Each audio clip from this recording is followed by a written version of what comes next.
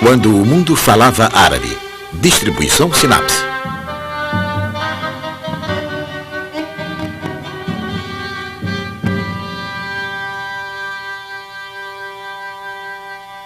Após a queda de Roma no final do século V, a Europa rejeita o humanismo antigo. Mas o patrimônio do pensamento grego não está perdido para todos. Ele foi recolhido e desenvolvido em terras islâmicas. Porque os mestres desse império construído em nome de uma fé conquistadora favoreceram o desabrochar da filosofia e da ciência grega. Como os conhecimentos desenvolvidos pelos árabes chegaram à Europa para clarear os caminhos do Renascimento. Para elucidar esse enigma, Bagal el-Nadi e Adel Rifaat nos levam para uma viagem pelo tempo, da Meca a Bagdá, do Cairo a Fez, de Córdoba a Samarcanda.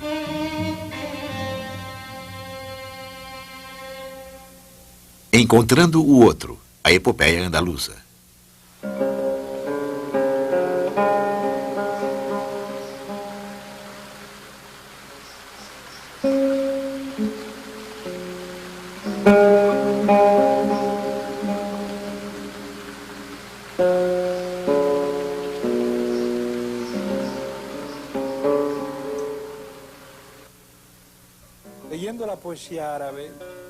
Lendo a poesia árabe da época, vê-se que a Andaluzia era como um país imaginado pelos seus próprios habitantes. Seria como alguém que imaginasse viver ali e construísse tudo o que fosse possível para que aquilo se parecesse com seu próprio sonho. Foi desenvolvida a agricultura e um método de jardinagem. O mundo urbano se desenvolveu.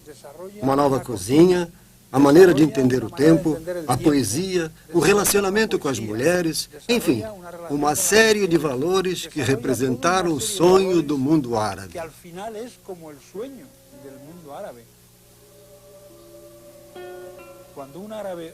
Quando um árabe fala da Andaluzia, ele ainda se refere a um sonho de poder, com seu califado, mas é uma espécie de grande construção, de grande cenário que o mundo árabe precisa em um mundo determinado a ser real.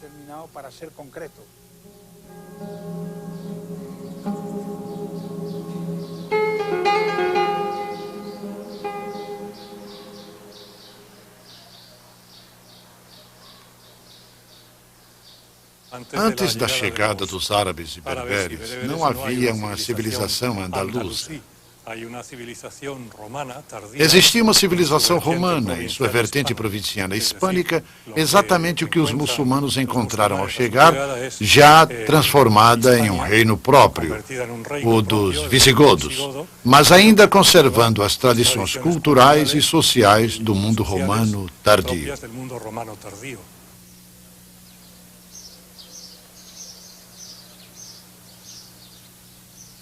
Foi em 710 que um conde cristão, Julian, se reuniu com o governador muçulmano da África do Norte, Musa ibn Nusr, para fazer brilhar diante de seus olhos todas as riquezas da Espanha. Ele enfatizou a facilidade com a qual Musa poderia conquistá-las, devido à irremediável decomposição política do país.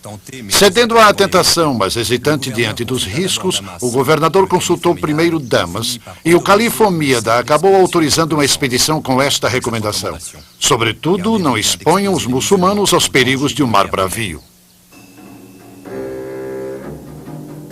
Como os árabes não possuíam embarcações, o conde Julian teve que fornecer os 4 barcos com os quais foram transportados 300 soldados de infantaria e 100 cavaleiros que realizaram a primeira expedição. Foi uma viagem simples, mas decisiva, e teve continuidade em 711 com uma segunda expedição muito mais importante sob a direção de Tariq, que iria dar seu nome ao estreito Jibal Tariq, que se transformou em Gibraltar.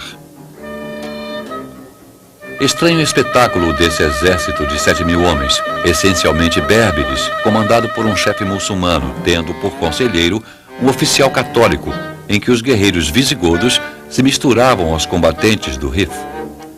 Os sucessos desse exército foram tão rápidos que o governador Musa decidiu em 712 atravessar o estreito ele mesmo, comandando desta vez um exército composto principalmente de árabes. Iria se unir aos soldados de Tariq, perto de Toledo.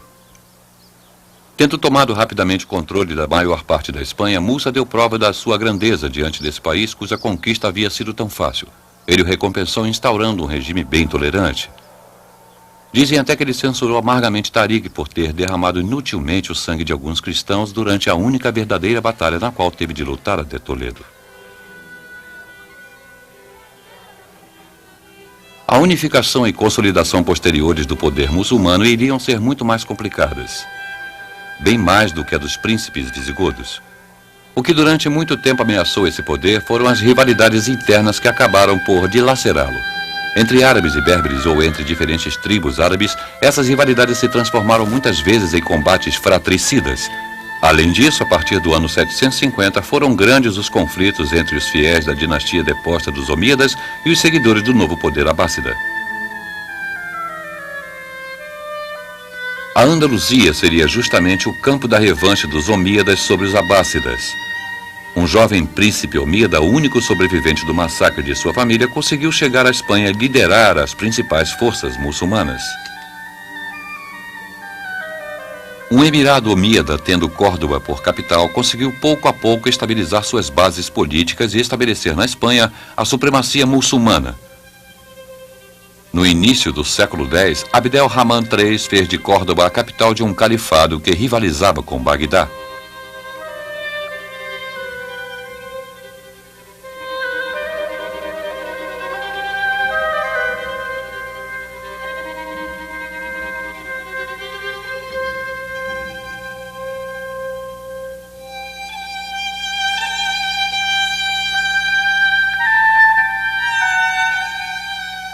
As riquezas acumuladas em Córdoba no século X eram imensas. Como simples exemplo, este presente que um nobre que acabava de ser nomeado vizir mandou ao califa como agradecimento: 500.000 moedas de ouro cunhadas, 400 libras de ouro bruto, 200 sacos de barras de prata, 30 peças de seda bordada, 10 peliças, sendo 7 de peles de raposa branca do Jordão, 100 peles de marta, 6 tendas de aparato, 48 casacos tecidos com seda e fios de ouro, 100 armaduras, 1000 escudos, 100.000 flechas, 100 cavalos, 60 escravos, sendo 40 homens e 20 mulheres. Este período marca o progresso de uma civilização muçulmana propriamente andaluza, para a qual contribuíram tanto os muçulmanos quanto os cristãos e os judeus. Vir para Toledo é compreender, antes de mais nada, que Toledo é uma cidade de 3 culturas. A cultura muçulmana é uma das mais importantes na história da cidade. Com a conquista muçulmana, as igrejas de Toledo se transformaram em mesquitas e oratórios, porque estes são locais para rezas.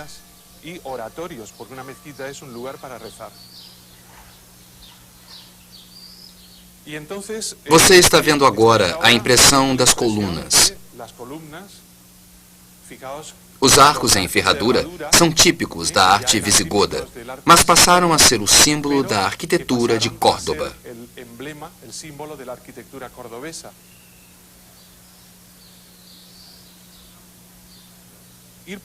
Andar por Toledo é encontrar esta simbiose cultural ao longo de séculos. Hoje em dia, o encanto de Toledo é que não existe, assim como em Jerusalém, uma separação cultural. Porque cada pedra, cada estilo incorpora as 3 culturas: a judaica, a árabe e a cristã. Os mestres da Andaluzia conduziram uma política fundada no respeito às 2 outras religiões do livro. Nada de proselitismo, nada de conversões forçadas. Cristãos e judeus não foram perturbados na prática de suas respectivas religiões.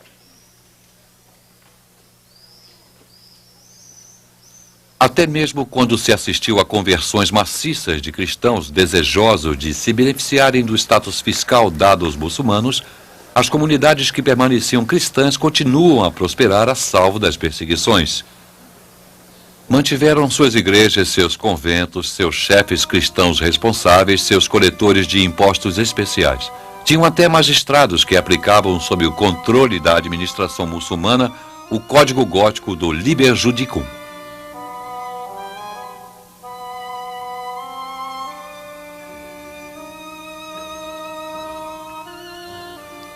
Não era raro que muçulmanos e cristãos celebrassem juntos festas tais como o Natal e o Ano Novo, apesar dos protestos dos doutores da fé islâmica, ou que a mesma igreja servisse para a oração muçulmana da sexta-feira e para a missa cristã do domingo.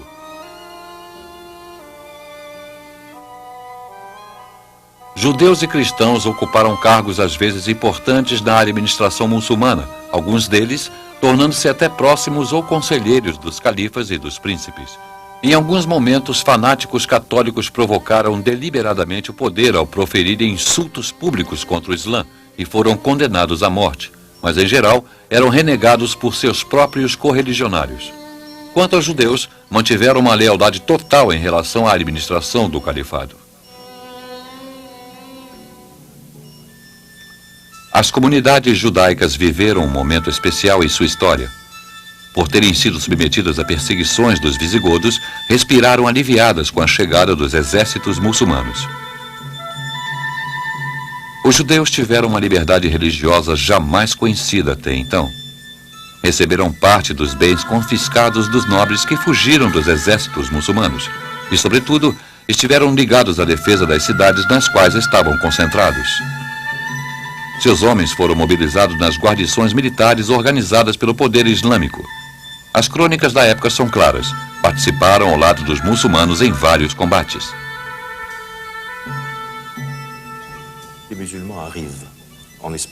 Quando os muçulmanos chegaram à Espanha, já havia judeus residindo ali há vários séculos que diziam: nós somos aqueles que falam a língua que transmitiu a última revelação.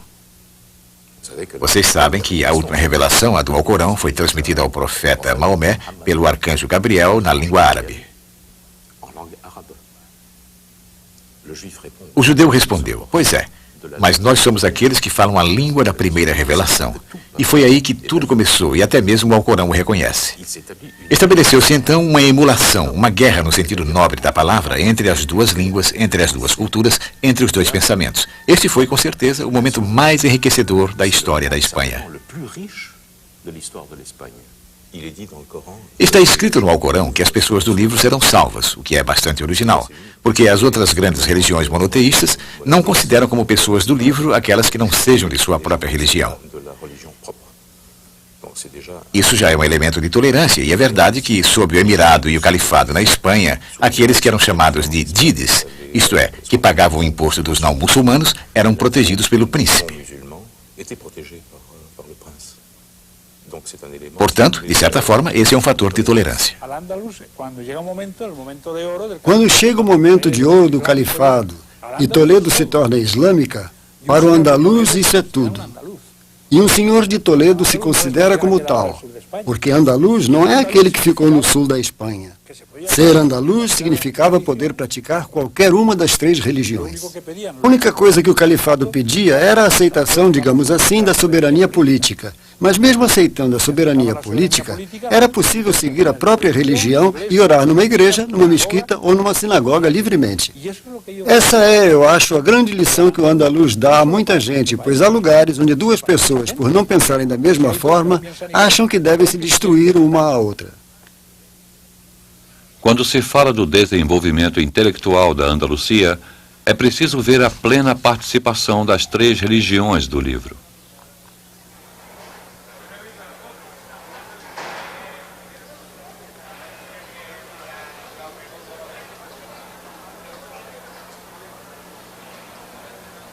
Apesar da rivalidade política que o opunha a Bagdá, Abdel-Rahman II mandou um grande sábio à Mesopotâmia para procurar comprar ou copiar obras científicas traduzidas do grego e do persa.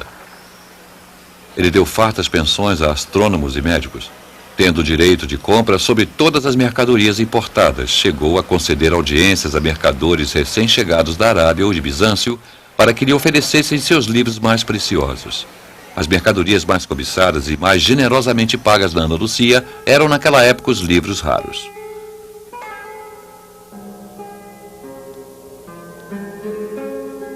Ao longo do século X, Córdoba se igualou a Bagdá em dimensões, em população e, sobretudo, em magnificência. Um esforço sistemático foi feito para constituir uma biblioteca contendo todas as obras antigas e recentes conhecidas na época. Uma rede de coletores e copistas que se estendia através do mundo islâmico mandou para Córdoba uma fabulosa coleção de obras de importância semelhante à dos califas abássidas, contendo aproximadamente 400 mil volumes. Em Córdoba, um exército de escribas e encadernadores cuidava da manutenção desses tesouros.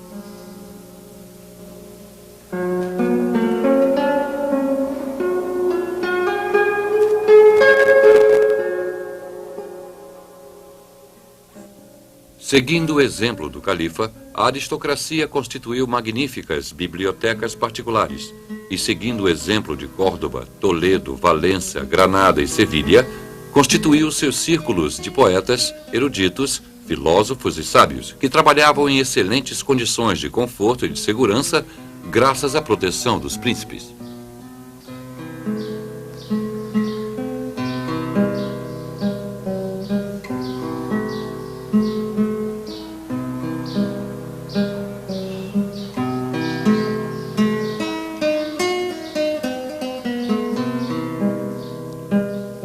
A língua árabe se tornou, a partir do século IX, comum a todas as comunidades, chegando até a aristocracia católica. Isso enfureceu Álvaro, um nativo de Córdoba. Todos os jovens cristãos que se destacam por seu talento só conhecem a língua e a literatura árabes. Eles leem e estudam árabe com um ardor incrível. Eles se instruem através de imensas bibliotecas e proclamam a qualidade dessa literatura. Quanta dor! Os cristãos se esqueceram até mesmo de sua língua religiosa. Entre 1000 deles, você poderá encontrar apenas um que saiba escrever corretamente uma carta em latim.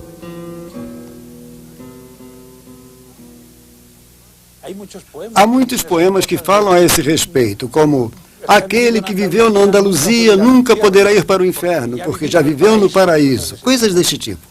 Eles percebiam que moravam num lugar extraordinário. Essa é uma das características que ainda perdura no andaluz. O andaluz até hoje acha que Sevilha e Andaluzia são os melhores lugares do mundo, que aquele que não bebe vinho em Sevilha nunca bebeu vinho, e que as mulheres de Sevilha são as mais bonitas. Isso ainda acontece, mas já está um pouco desgastado, e ocorre porque os andaluzes, em seu tempo, achavam que viviam no melhor lugar do mundo. Eles o construíram como sendo o paraíso.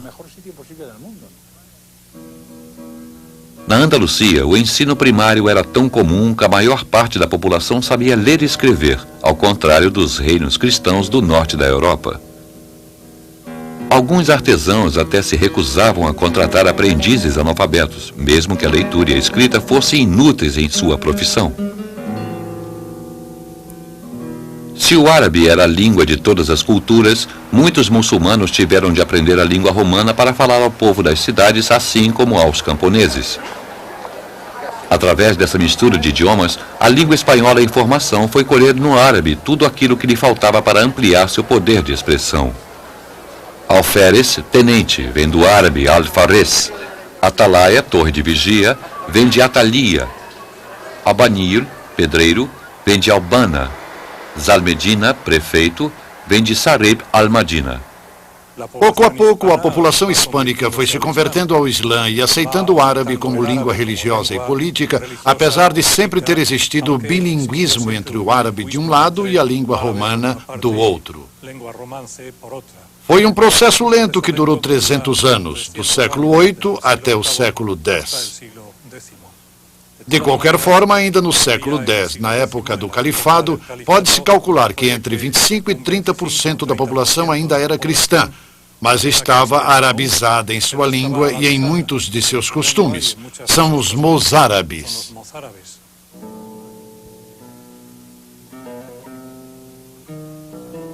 No entanto, a dominação cultural não impediu o jogo de influências recíprocas entre as diferentes comunidades. Dessa forma, ocorreu um fato único numa das sociedades muçulmanas. As mulheres começaram a sair sem véu, a brilhar nos círculos eruditos e a se destacarem em alguns ambientes por seus talentos de poetisas ou de letradas. Isso ajudou a modificar o papel determinado para uma mulher, mas provocou a indignação de vários doutores da lei islâmica.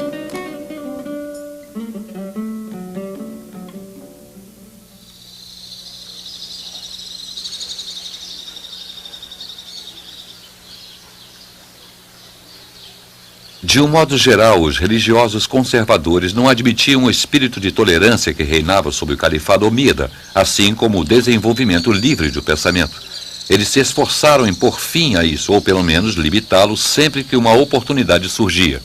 No final do século X, com o desmoronamento do califado e do crescimento de pequenos reinos independentes, os príncipes muçulmanos sofreram a crescente pressão dos conservadores. Estes preconizavam um endurecimento dogmático, pediam mais fé e menos razão, mais devoção e menos liberdade. Alguns príncipes os atenderam. Outros persistiram com o propósito de defender o pensamento, de proteger os pensadores e de manter um certo estilo de vida.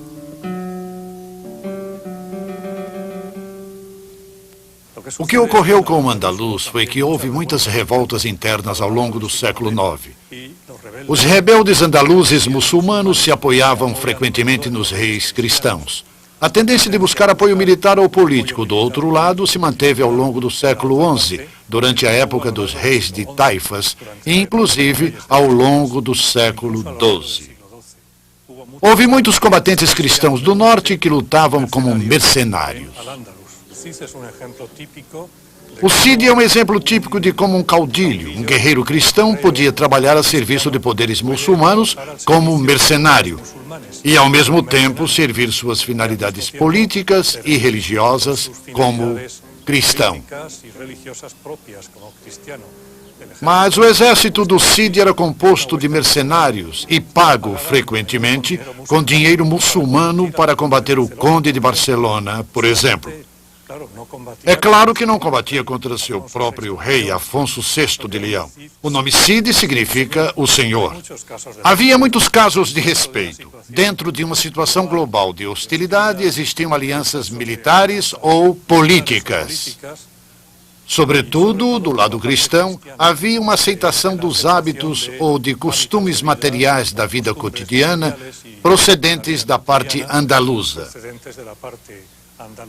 Dessa forma, sempre houve, do ponto de vista dos cristãos do norte, um sentimento duplo. Por um lado, um sentimento de hostilidade, de desejo de acabar com o domínio político islâmico na península. Por outro lado, essa hostilidade conseguia conviver com outro sentimento, o de respeito à cultura e aos aspectos da vida muçulmana, inclusive no que diz respeito à convivência com os próprios muçulmanos, porque, pelo menos na teoria, admitiu-se depois da reconquista cristã que os muçulmanos poderiam permanecer no território. Nos territórios reconquistados pelos católicos na Espanha, não foi raro ver, em virtude de misteriosa identificação, vários príncipes adotando o cerimonial da corte dos califas, reunindo a seu redor eruditos e chegando ao ponto de cunharem moedas em 2 idiomas, castelhano e árabe.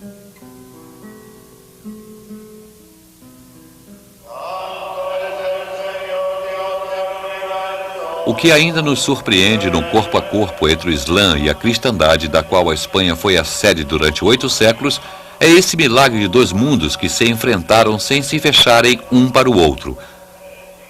É um misterioso desmentido da cultura contra o fanatismo, que fez com que, até o século XV, nas cidades retomadas pelos príncipes católicos, se continuasse a convocar os talentos e os saberes árabes, que tanto judeus quanto muçulmanos detinham.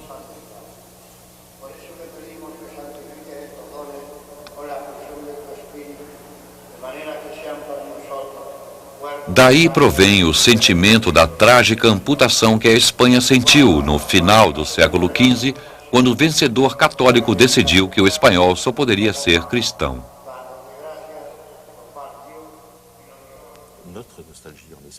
Nossa nostalgia na Espanha é de ordem mais moral e ética. Só os mais nostálgicos dentre nós puderam perceber até onde nós fomos privados de 2 partes essenciais de nossa cultura.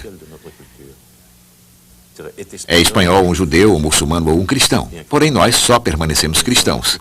E, parafraseando Villot, eu indagaria: mas onde estão nossos judeus e nossos muçulmanos de antigamente? Aí reside uma terrível nostalgia.